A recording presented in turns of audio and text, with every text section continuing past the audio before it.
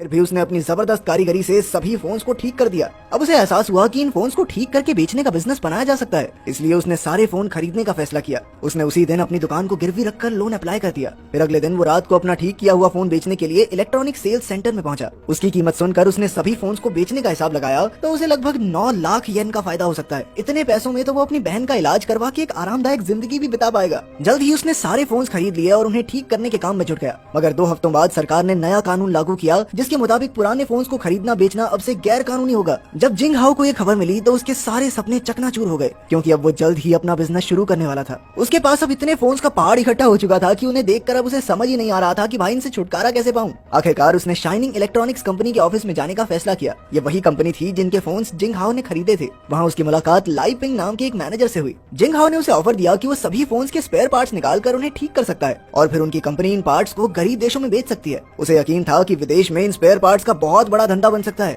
मगर लाई पिंग ने उसका ऑफर ठुकरा दिया, क्योंकि उसे लगा कि जिंग हाओ के spare parts quality control test pass नहीं कर पाएंगे। लेकिन जिंग हाओ ने वादा किया कि वो अच्छी क्वालिटी के पार्ट्स बनाकर दिखाएगा। आखिरकार लाई पिंग ने कहा कि पहले भाई थोड़े बहुत बना के दिखा, अगर बढ़िया हुए तो कंपनी डील करने को तैयार है। उस दिन से जिंग हाओ जी तोड़ मेहनत के साथ फोन्स में से छोटे छोटे पार्ट्स निकालकर उन्हें रिपेयर करने में जुट गया। ये काम बेहद पेचीदा था, मगर मेहनत और लगन से जिंग हाओ ने सभी के पार्ट्स निकालकर बिल्कुल ठीक कर दिए। इसके बाद वो इन्हें लेकर कंपनी के हेडक्वार्टर्स में पहुंचा। कंपनी वालों ने उनका टेस्ट करवाया और आखिरकार जिंग हाओ के पार्ट्स क्वालिटी टेस्ट में पास रहे। इसके बाद वो दौड़कर लाई पिंग से मिलने गया, लेकिन वो कंपनी के डायरेक्टर मिस्टर जाओ के साथ था। जिंग हाओ ने उसे क्वालिटी रिपोर्ट दिखाई, मगर लाई पिंग ने कहा कि उसने पार्ट्स खरीदने का कोई वादा किया ही नहीं था। असल में लाई पिंग ने उससे वादा ऐसे ही कर दिया था, क्योंकि अंदर ही अंदर उसे भरोसा था कि ये 20 साल का लड़का अच्छी क्वालिटी के पार्ट्स कहाँ बना पाएगा। खैर फिर जिंग हाओ दौड़कर मिस्टर जाओ के पास गया और उनसे 10 मिनट का समय मांगा, ताकि वो उन्हें अपना बिजनेस आइडिया समझा सके। मगर मिस्टर जाओ जल्दी में थे, इसलिए वो उसकी बात बिना सुने अपनी गाड़ी में बैठ गए। तब जिंग हाओ ने अपनी मोटर बाइक पर उनका पीछा किया और काफी खतरनाक रास्तों से बचते बचाते मिस्टर जाओ की ट्रेन तक पहुंच ही गया। उसने फिर से उनसे 10 मिनट का समय मांगा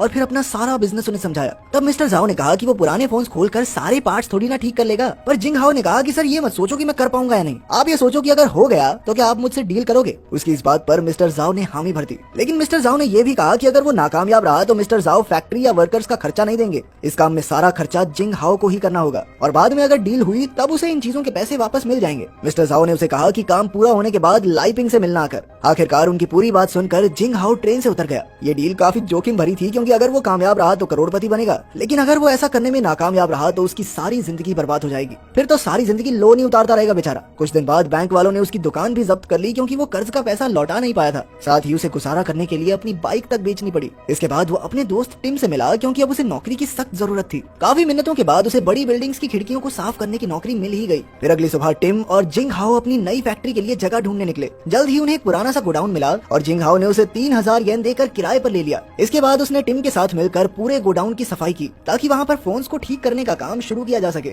आखिरकार सारा माल भी गोडाउन में पहुँच गया। अब उन्हें वर्कर्स की जरूरत थी, मगर उनके पास वर्कर्स को तनख्वाह देने के लिए पैसे ही नहीं थे। इसलिए उन्हें किसी ने सलाह दी कि उन्हें रिटायर्ड लोगों को काम पर रखना चाहिए। इसके बाद वो कॉन मॉय नाम की एक लड़की से मिले, जो पहले इलेक्ट्रॉनिक्स कंपनी में काम करती थी, लेकिन फिर एक एक्सीडेंट में उसकी सुनने की शक्ति चली गई। तब जिंग हाओ ने उसे काम पर रखा और चिल्ला चिल्ला कर उसे काम सिखाया। अगला वर्कर था जेम्स, जो पहले मैनेजर हुआ करता था, पर एक दिन उसने किसी को पकड़ के पीट दिया, जिस वजह से उसे जेल जाना पड़ा। जिंग हाओ ने उसे भी स्पेयर पार्ट्स ठीक करने का काम सिखाया। फिर उनकी अगली मुलाकात हुई हांजी नाम के एक आदमी से, जो पूरा दिन गेम्स खेलकर अपना समय बर्बाद ही करता रहता था। लेकिन अब उसे नौकरी की जरूरत थी, क्योंकि अब वो अपनी पसंदीदा औरत से शादी करने वाला था। इसके बाद टिम वृद्धाश्रम से कुछ बुढ़ों को लेकर आया, जो जिंग हाओ की मदद करना चाहते थे। हालांकि वो काफी ज्यादा बूढ़े थे, मगर जिंग हाओ को उनकी पूरी जिंदगी के काम के तजुर्बे की बहुत कद्र थी। आखिरकार जिंग हाओ ने कुछ ही दिनों में उन्हें भी तैयार कर दिया और इन्हीं वर्कर्स के साथ मिलकर उसने नाइस व्यू नाम से एक कंपनी बना दी। अब जिंग हाओ दिन भर खिड़कियां साफ करने का काम करता, ताकि वो अपना गुजारा कर सके। उधर उसकी बहन मिनी की हालत में अब भी कोई सुधार नहीं था। जिंग हाओ कैसे भी करके उसे खुश रखने की कोशिश करता था। इधर उसकी कंपनी में वर्कर्स दिन रात काम करने लगे और कुछ समय बाद हांजी ने अपनी पसंद की लड़की से शादी भी कर ली।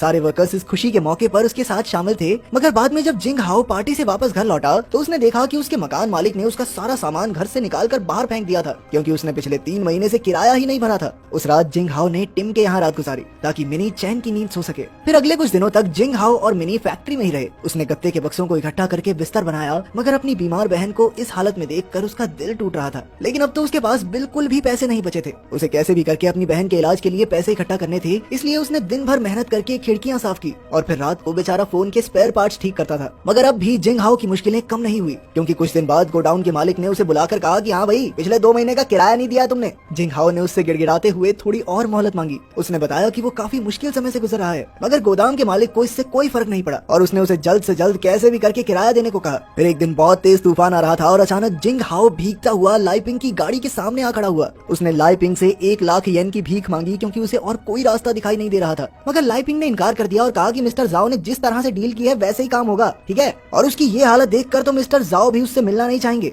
ये सुनकर जिंग हाओ का दिल टूट गया। उसे कुछ समझ नहीं आ रहा था कि वो क्या करे। उसके कानों में अपनी माँ से किया हुआ आखिरी वादा गूंज रहा था कि चाहे कुछ भी हो जाए वो मिनी का ख्याल रखेगा। अगली सुबह उसे गोदाम के मालिक ने कहा कि 3 दिन के अंदर गोदाम खाली कर देना। अब तो जिंग हाओ पूरी तरह से हिम्मत हार चुका था और उसे बुरी खबर अपने वर्कर्स को भी देनी थी। अगले 2 हफ्तों में काम पूरा होने ही वाला था, मगर उसके पास काम जारी रखने के लिए कोई जगह ही नहीं थी। आखिरकार जिंग हाओ ने हार मान ली, मगर तभी उसके वर्कर्स ने कहा कि वो अपना अपना काम घर से करने को तैयार हैं। वो जिंग हाओ को इस मुसीबत से अकेले गुजरने नहीं दे सकते, क्योंकि अब वो सभी एक परिवार थे और परिवार में किसी को अकेला नहीं छोड़ा जाता। इसके बाद सभी वर्कर्स ने अपने घरों से काम किया और इधर जिंग हाओ ने भी दिन रात मेहनत की। एक रात मिनी ने उसका शुक्रिया अदा किया, क्योंकि वो जानती थी कि जिंग हाओ इतनी मेहनत उसी के लिए कर रहा है। आखिरकार डिलीवरी का दिन आ गया और उन्होंने जो स्पेयर पार्ट्स ठीक किए थे वो सब टेस्टिंग के लिए चले गए। कुछ समय बाद जिंग हाओ और उसके साथियों को कंपनी ऑफिस में मिस्टर जाओ से मिलने बुलाया गया। मिस्टर जाओ ने जिंग हाओ की मेहनत की तारीफ की और कहा कि टेस्ट में उनके स्पेयर पार्ट्स 87% क्वालिटी से पास हो गए हैं। उसके काम से खुश होकर मिस्टर जाओ ने जिंग हाओ को 2 साल का कॉन्ट्रैक्ट ऑफर दिया, जिसके बदले में उसे 50 लाख येन मिलेंगे।